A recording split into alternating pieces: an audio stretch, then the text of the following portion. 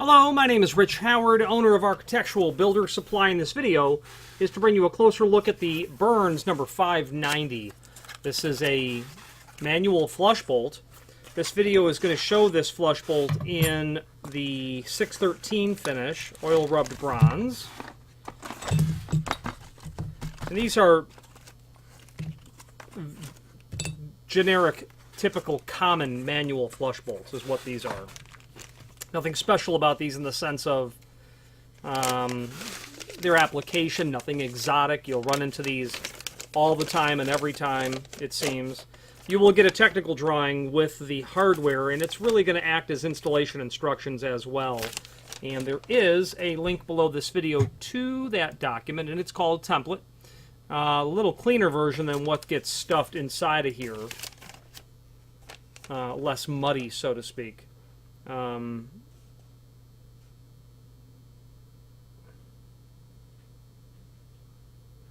But don't see any trouble with that different version. In fact, it's less complicated. Thankfully so, I think.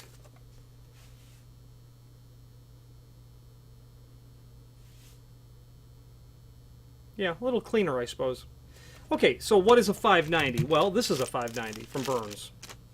I like Burns. Good quality trim and auxiliary hardware. Does a number of custom pieces of equipment like door pulls and whatnot. They have a very good quality fit and finish on their hardware, and I would not hesitate to use them.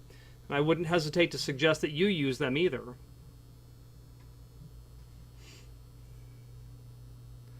This is the typical and common manual flush bolt.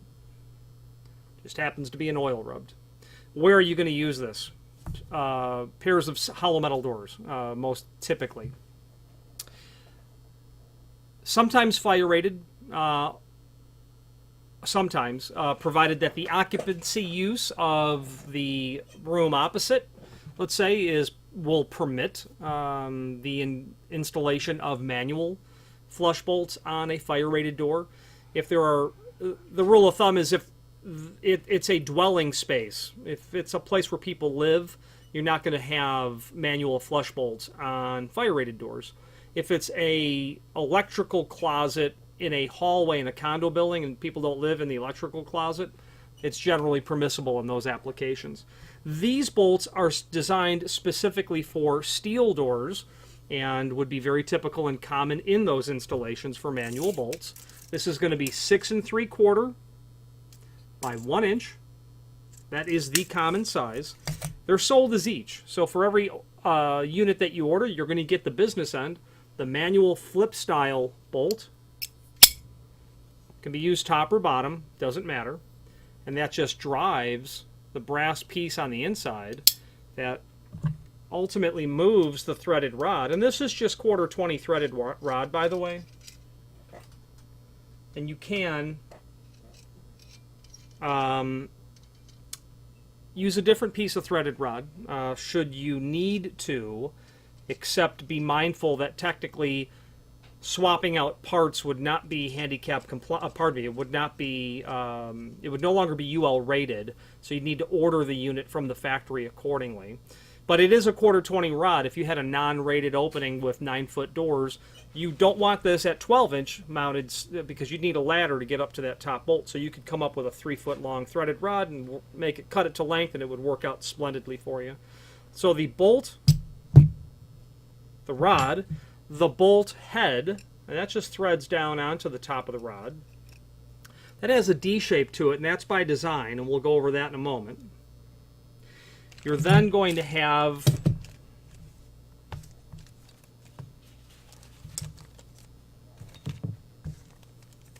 only your strike plate and your bolt guide.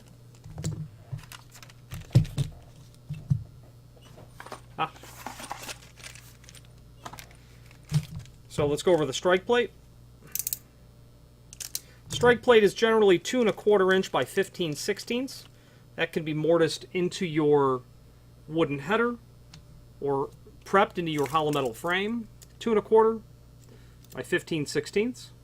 Very thin material. It's probably about 30, 40 thousandths.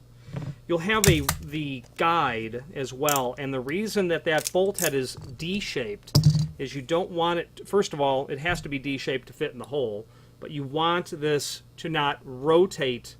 You don't want the bolt head to move on you over time. Otherwise it will turn, probably fall out, allowing the rod to fall in.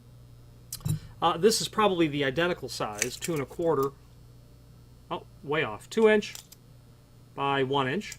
This will be mortised to the top or bottom of your door. Hollow metal door, it'll be prepped for it. Or you'll just mount it onto the top of the plate. Or into the inverted top or bottom channel, that would work as well. And then finally your screw package, you'll need a total of 8 screws. You're going to have, you've got those long screws that are there. Those will be for the body itself. Then the shorter screws will be for the strike and for the guide.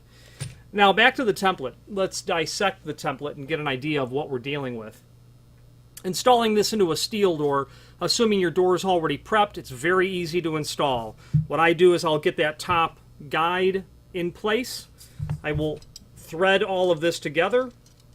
I will get it all through the preparation of the door, get this moved into the guide place itself, or actually, forgive me, I won't install the guide first. I'll get this through the hole and then put the guide down over it. Make sure that I've got the proper length when I'm in the locked and unlocked and locked position to make sure that I'm flush with the top of the door and safely snug, but giving me the adequate projection into the header or into the sill. Make any adjustments as necessary. Okay. Attach your guide, attach your strike, get the 4 screws put down to attach the body. If your hollow metal door is not prepped, prepping it in the field, that could be a challenge. However, it's just a 6 3/4 by 1 inch prep in the edge of the door. The trick will be coming up with reinforcing tabs, of course, to mount the body to. So you may not want to engage in any of that whatsoever. Although it can be done. You can buy mounting tabs and make all of this work. But generally, your door manufacturer will provide you the door already prepped. It's not uncommon, and in fact, it's most common to see these installed in wood doors. And you will see them in wood doors all the time, even though they're not intended for wood doors. There is, from Burns, a different flush bolt to be used for wood doors. And I'm going to pull that part number up here, waiting for the catalog to load. But suffice it to say, this 590 is a lever extension. And prepping a wood door for this, certainly possible. I've literally done it hundreds of times. You really want to have some special tools. You can take your router and you can route the body. Okay?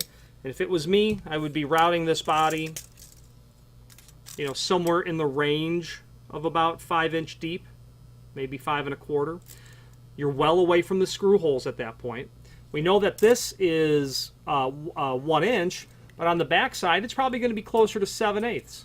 So I probably would do a body prep a little bit, in fact, it's just heavy on 3/4. I'd probably do a smaller body prep that might be about 7/8 so that the lip of my faceplate can rest on the shoulder after I come back in, and then do the 6 3/4 by 1, and then just the thickness of the plate, which should certainly be indicated on the paperwork somewhere. It is. They've got it at 1/8 of an inch is what it is. Okay, so I would do my body prep, the deep prep, to get all the business in. How deep would I go? Probably about that deep, maybe 1 1/4. Okay, and then do my faceplate prep.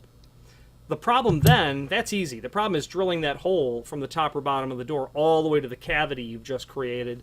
And there is a company, at least one I can think of, that makes a fixture and then a 18-inch bit that you can clamp the fixture onto the door and then work that hole down into it to get your bolt raceway to the cavity that you've created.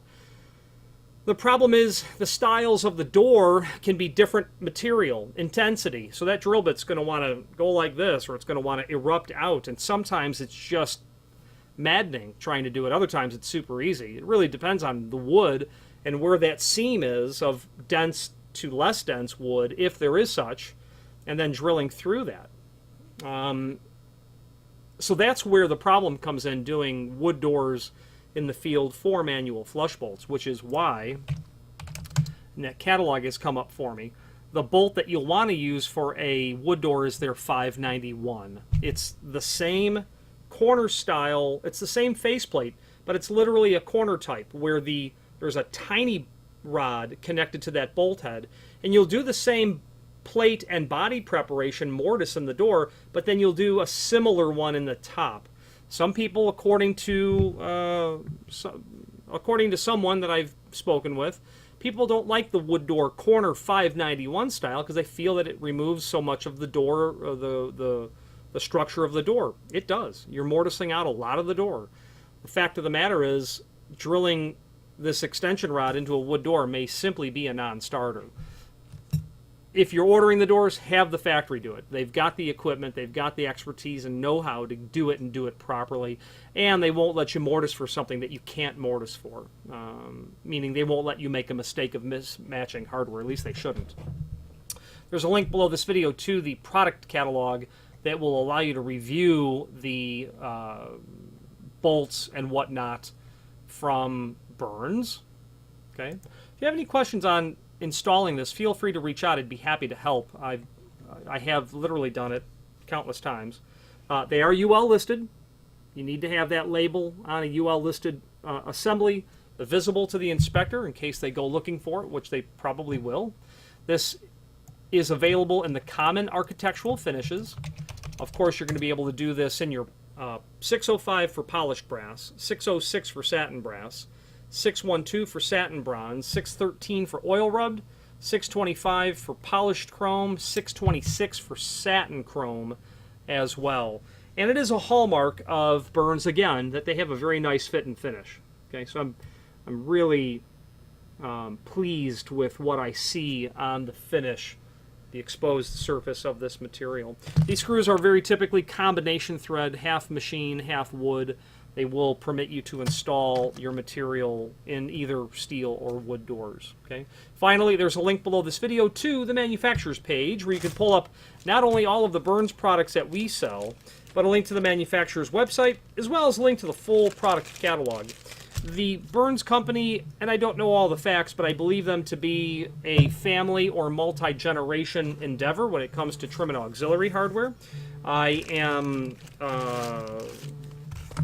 I have been repeatedly thrilled with their fit and finish in almost all circumstances. If you have more than an occasional need for trim and auxiliary hardware, I would very much recommend that you review their catalog, because they are a nimble outfit, meaning you can call them and get on the phone with someone who makes a living understanding this product. And occasionally they can pull the proverbial rabbit out of the hat in terms of lead time. However, keep in mind they're a manufacturer. Their material is made to order.